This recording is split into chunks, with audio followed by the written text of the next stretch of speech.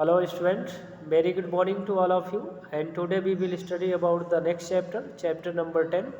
The name of the chapter is The Sermon at Banaras.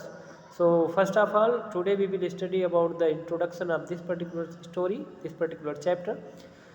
The title is this chapter is The Sermon at Banaras. So let's see the screen everyone. Sermon at Banaras, it is the story of an unfortunate woman, Kisa Gautami. She had lost her only one. In her grief, she carried the dead body of her son from one place to another. In the end, she came to Lord Buddha and she needed the medicine that could cure her son. The Buddha asked her to bring him a handful of mustard seed from a house where no one can had lost a child, husband, parent, or friend. Kisa Gautami did not find a house where some beloved one had not died in it. She thought to herself that it was the fate of mankind. Death was inevitable, nobody can avoid dying. The world is afflicted with death and decay. The wise do not grieve. He who has overcome all soon will become free from sorrow and be blessed. जैसा कि student हमको पता है, the Sarman eight Banaras एक ऐसी कहानी है और एक ऐसी अभागी औरत कीसा गौतमी से संबंधित ये कहानी है जो कि अपने जो है कि उसके पास एकमात्र जो है कि बेटा होता है और जब वो बीमार पड़ जाता है तो उसकी दुख और तकलीफ़ में जो है कि उसकी डेड बॉडी लेकर के खास तौर से वो जो है कि उसकी डेथ हो जाती है और उस डेड बॉडी को ले करके वह एक घर से दूसरे घर पे जो है कि जाती है और लोगों से डिमांड करती है कि कोई उसको उसके बेटे के लिए जो है कि मेडिसिन दे दे, कोई दवा दे दे ताकि उसका जो बेटा है वो जो है कि फिर से अलाइव कर पाए, फिर से ज़िंदा हो पाए। तो फाइनली क्या होता है कि कीसा गौतमी जब जो है कि इस तरीके का कोई ट्रीटमेंट उसको सराउंडिंग से उसके नेबर से नहीं मिल पाती है तो किसी ने उसको बताया कि आपको जो है कि किसी एक ऐसे जो है कि व्यक्ति के पास आपको जाना चाहिए, ठीक। तो उन्होंने उसको सजेस्ट किया, एक व्यक्ति ने उसको सजेस्ट किया जो है कि कीसा गौतमी को कि आपको जो है कि एक व्यक्ति को मैं आपको बता रहा हूँ, आप उनसे जा कर के मिलिए।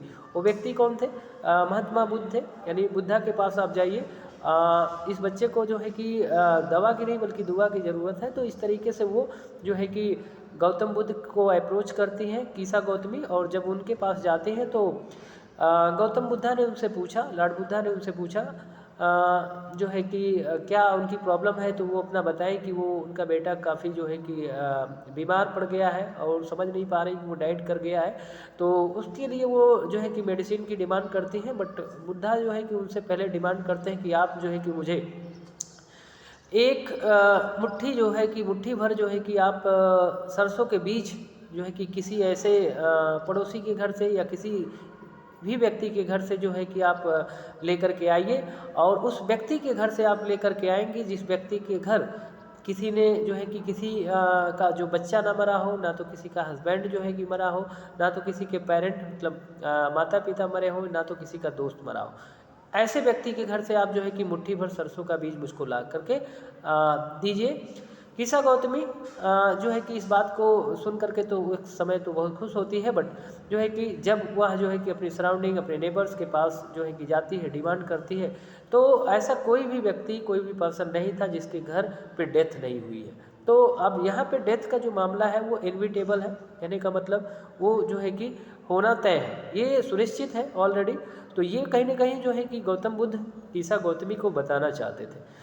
तो इसलिए स्टूडेंट उन्होंने जो है कि कीसा गौतमी को इस तरीके की जो है कि बात को जो है कि उन्होंने किया और उसको ताकि वो समाज से कुछ बातों को समझ पाए, सीख पाए कि आखिर में कि हम इस जो है कि मोह माया और जीवन मृत्यु का जो सिस्टम है उसको हम समझ नहीं पाते हैं। इसलिए कहीं ना कहीं हमारी जो अपनी जो थिंकिंग है वो अभी जो है कि उसमें मैच्योरिटी नहीं है, उसमें अभी समझ नहीं विकसित हो पाई है। लेकिन अब जो है कि इस बात को हमको समझना ही पड़ेगा कि कहीं ना कहीं जो है कि ये जो मानव जाति का अपना जो है कि एक जो भाग्य है, फेट है, इस बात को समझना पड़ेगा कि जो मृत्यु है वो इनविटेबल है, वो मतलब होना तय है और इसको कोई भी ऐसा व्यक्ति नहीं है कि जो इसको अवॉइड कर सके। यानी ये पूरी जो दुनिया है, जो पूरी सृष्टि है, वो जो है कि मृत्यु से जो है कि मृत्यु होना, एक तरीके से लोगों का क्षय होना, लोगों का विनाश होना, इससे पूरी तरीके से संलिप्त है। और कोई भी ऐसी, चाहे वो कोई जीव हो, चाहे वो कोई प्लांट ही क्यों ना हो, जिस किसी में भी जीव है, वो एक ऐसे समय पे वो जो है कि नॉन लिविंग थिंग्स हो जाती है।